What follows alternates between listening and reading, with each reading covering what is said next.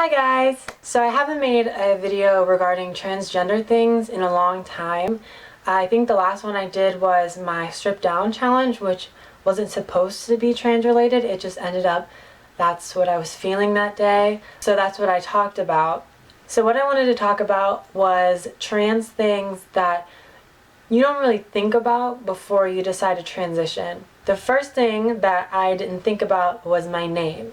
Obviously, I thought about my name because I had to switch it from a stereotypical male name to a stereotypical female name, but what I didn't think about is that the name I picked has this kind of exotic ring to it, and when people compliment me, they'll either ask like, oh, were you named after somebody? Or they'll say like, oh, that's a pretty name.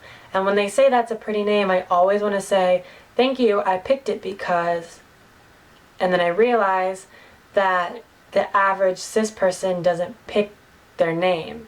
So me saying, oh yeah, I picked my name is kind of like, well, why did you pick it? And another part to that, like I mentioned earlier, when people ask you, oh, who are you named after? My first thought is to say, I was named after my dad, which was true. I was named after him, but I'm not named after him now.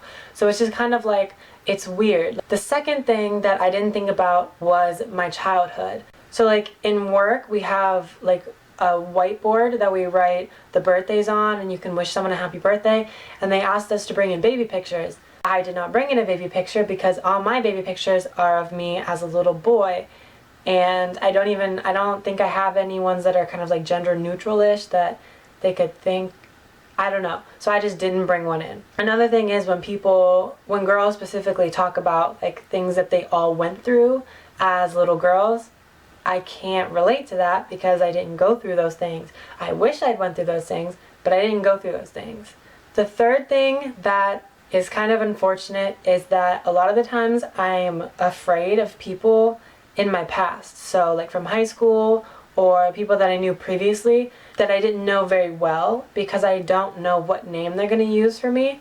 Work is not a place that I talk about being trans. Work is a place where I am treated equally no matter what. I don't know who knows. I don't know who doesn't know. It doesn't matter to me, and it definitely doesn't matter to anybody that I work with. The people that I work with are amazing. They all know me as being a girl, as being Camilla, which I am. So if someone would walk up to me and use my previous name, which none of them even know, but if someone from my past would come up to me and say my old name, they kind of be weirded out because the name they're calling me is not the name that they know. And then that becomes a whole explanation. Also, there was a person from my high school that I knew their face, but I didn't know their name. And they walked into where I work, and I wasn't on the clock. I had just gotten off, so, I was just hanging around, just a little bit, talking to people for a few minutes before I left. And they decided to yell a slur at me. Now, I didn't hear what slur that they said, and I don't think anybody around me did either. But I saw them staring at me, and I looked back, and then I looked away, and when I looked back up, they had their hands like this, and they yelled something, and then they exited the store very quickly. So I'm sure it was at me. So thankfully no one heard. If they had heard, I don't know what I would have done, because that's really embarrassing to just be trying to work and someone comes in and yells a slur at you.